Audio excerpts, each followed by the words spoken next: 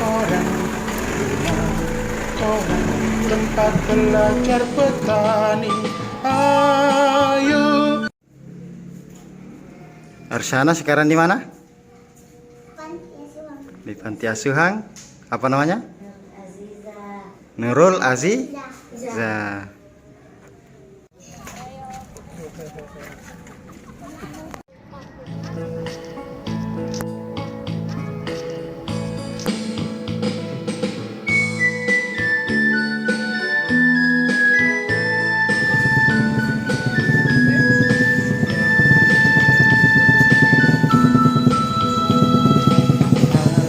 Itu rumah koran, rumah koran, tempat. Iya. Terima kasih. Iya, makasih. Bapak, Ibu.